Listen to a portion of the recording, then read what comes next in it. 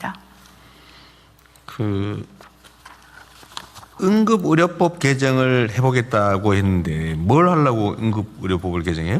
좀 전반적인 개정인데요. 지금 시범 사업하고 있는 이송 전원 체계를 정비하는 내용이 주된 내용이고요.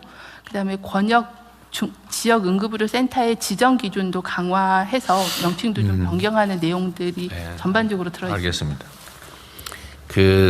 제가 전에 한번 얘기했을 가능성이 있는데 어떤 그 국가의 제도를 만드는 거 있잖아요.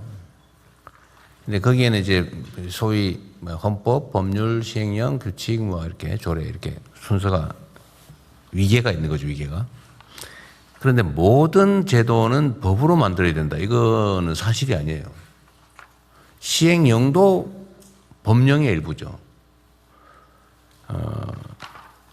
이게 지금 요즘은 다 입법 이렇게 하는데, 물론 그게 가장 안전하긴 한데, 지금 국회 상황이 무슨 법 하나 만들려면 그 몇 달씩 막 심하면 몇 년씩 걸리고, 우리가 필요한 제도 개선을 하려고 지금 계획하고 있는 게 아마 수천 건 뭐 넘을 텐데, 그거 다 법으로 하려고 그러면 못 하거든요. 그런데 원래 우리 법제처가 언제 한번 각 정부 기관들에 설명을 한번 해주면 좋겠는데. 예, 그러도록 하겠습니다. 그리고 현재까지도 법무부가 해도 되고 뭐 법제처가 해도 되는데 뭐 법제처가 하는 게 나을 수도 있겠네요. 하여튼 국민의 그 권리를 구체적으로 침해하거나 아니면 뭐 의무 부담을 설정하는 거는 법률에 의해서 하라고 헌법에 돼 있긴 한데, 그게 아니고 예를 들면 일반적인 제도를 설계하거나 뭐 간접적으로 뭐 부담이 좀 된다든지 이런 거는 법률이 금지하지 않으면 시행령을 해도 되거든요. 예를 들면 응급의료에 관한 응급의료가 국민들의 그 의료 응급 상황을 대처하기 위해서 만든 법인데, 그 법이 뭐 금지를 하거나 그 법에 반하지 않으면 그 법률의 목적을 이행하기 위한 시행령을 만들어서 시행해도 돼요. 근데 그거를 다 요즘은 이제 이게 일종의 그런 걸 수 있는데, 그 책임 문제 때문에 그럴 수 있거든요.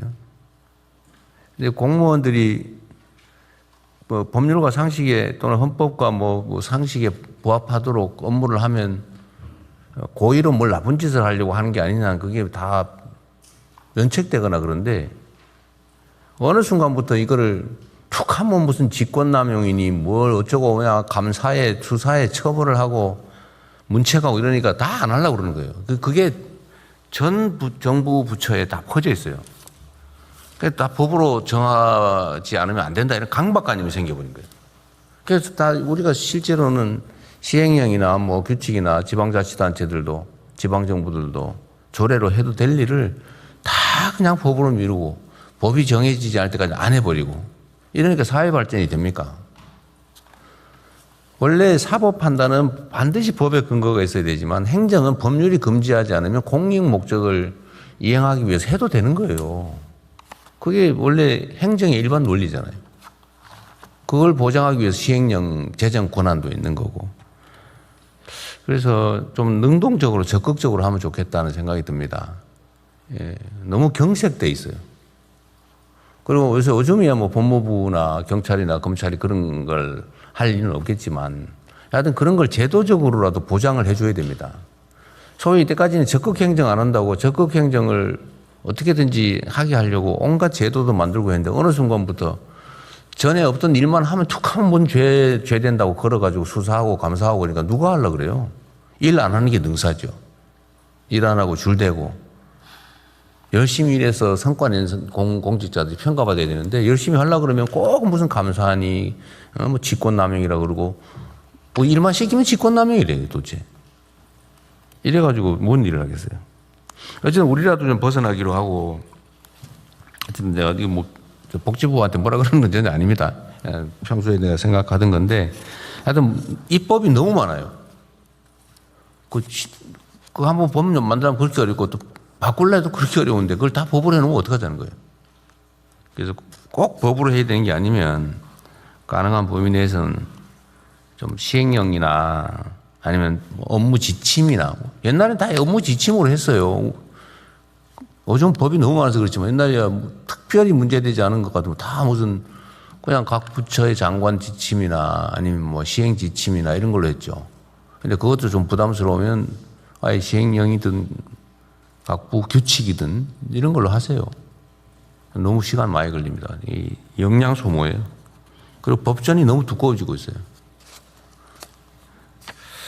이제 다른 부처들도 다 마찬가지로 좀 신경 써주시기 바랍니다. 너무 느려서 그래요. 우리가 해야 될 일이 산더미 같은데 그 국회에 달려가지고 일단 입법으로 방침을 정하면 국회가 할 때까지 아무것도 못하고 대기하잖아요. 국회에 지금 쌓여있는 법안이 저때는 몇 개인데 아마 우리가 기획하는 바대로 계획이나 변화를 만들어내려고 하고 또 그걸 지금까지 했던 방식으로 입법으로 다 처리하고 지금 현재 국회가 현재의 모습을 계속 유지 안 하면 일을 못 합니다. 수없이 해야 될 일이 얼마나 많은데 그거 언제 하겠어요? 네, 각별히 유념해 주시기 바랍니다. 네, 다음은 2026년 하반기 경제성장 전략 주요 골자 재경부 장관님 보고해 주십시오. 예, 금년 1월 9일 날 금년도 이제 경제성장 전략을 발표하고 이제 하반기에 이를 수정 보완한 하반기 경제성장 전략을 마련 중에 있습니다.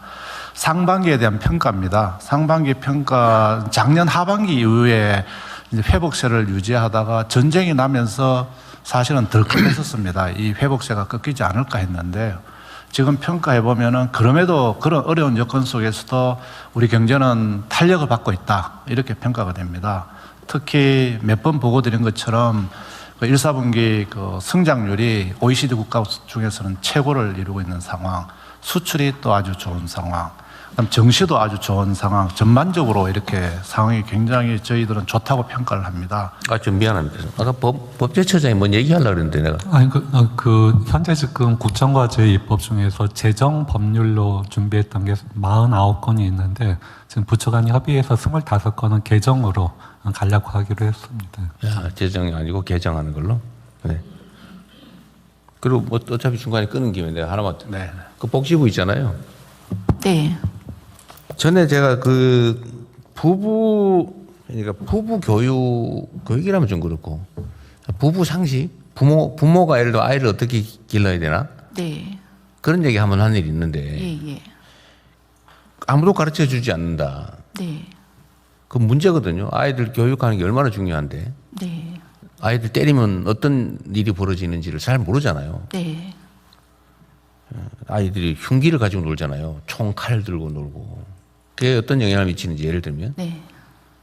부부간에도 새로운 사람 만나가 살 때 어떤 게 가장 파탄을 불러오는지 사실 조금만 조심하면 되는 건데 네.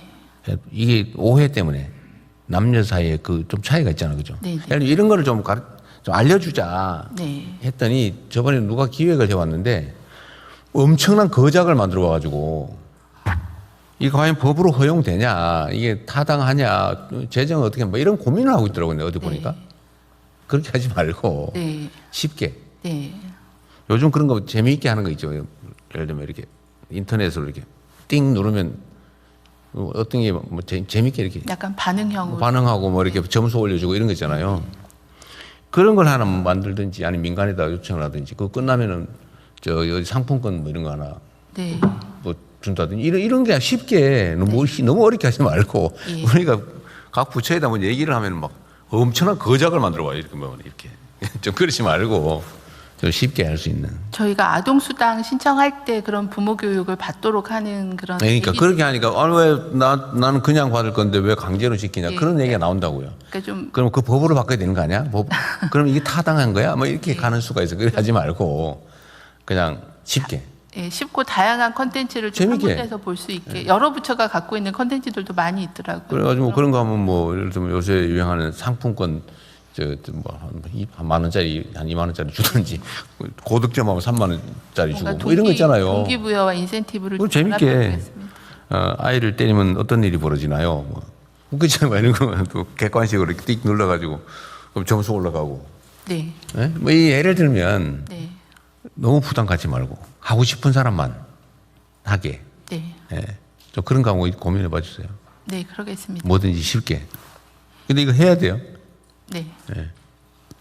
이게 사람이 죽고 사는 문제일 수도 있는데 이 공공 영역에서 이런 너무나 상식적인 얘기들을 정보 제공 안 해주니까 이상하게 왜곡돼 가지고 정말 끝장 보고 그러잖아요. 전에 한번 보니까 게임을 좋아해가 아이를 집에다가 혼자 내비두고 뭐 PC방 가서 게임하다가 어쩌고저쩌고 그런 기사 나는 일도 있어요. 그런 사례가 있었습니다. 그러니까 그거는 몰라서 그럴 수도 있거든요. 나빠서 그럴 수도 있지만 그런 걸 좀 쉽게 고민하면 좋겠어요. 실용적으로. 너무 거창하게 하지 말고. 네, 미안합니다. 네, 맞아 하시죠. 예, 이어서 하겠습니다. 이렇게 이제 경제 상황이 중동 전쟁에도 불구하고 이렇게 좋은 상황을 왜 그러냐 이렇게 저희들이 평가해 보면은요, 외부 충격에 대해서 대통령님을 중심으로 한 비상경제 대응 체제를 적극적으로 가동해서 정책 대응이 신속했다. 석유 최고 가격제라든지 유류세 인하라든지 또 추경 등 복합적인 정책을 펴서 제가 이번에 그 G7 회의를 가보니까 여기에 대해서 한국에 대한 호평이 굉장히 컸다는 말씀을 드리겠습니다. 그러나 그런 함에도 불구하고 수출은 잘 되는데 특정한 품목이 중심이다. 그리고 수도권 중심이라서 지역이 좀 더 살아야 된다. 그리고 공급망이나 이 에너지 쪽에 확실한 이 공급망 대책을 마련해야 한다는 그런 어떤 구조적인 정책까지도 부각이 됐습니다. 그래서 하반기 경제 성장 전략은 이런 그동안에 도출된 정책까지를 반영해서 우리가 추진해왔던 잠재 성장률 반드시 반등하는 거예요. 양극화해서 중동 전쟁 이후의 대책, 그다음 구조개혁 등을 강화할 필요가 이렇게 제기됐다고 말씀을 드리겠습니다.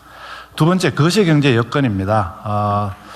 거시경제 여건이 경제가 좋기 때문에 아마 이러한 상황에 따라서 거시경제 상황도 굉장히 개선될 걸로 저희들은 예상이 됩니다. 이에 따라서 기업 실적이 개선이 되고 경상수지 흑자가 이렇게 되고 좀 전에 대통령님께서 말씀하신 바와 같이 그 명목 성장률이 10%라는 거 이거는 어마어마한 겁니다. 진짜 이렇게 되면 GDP가 커지고 세수가 더 들어오게 됩니다. 세수는 실질이 아니고 명목 GDP에 연동되기 때문에 세수도 큰 폭이 예상이 되는 상황입니다.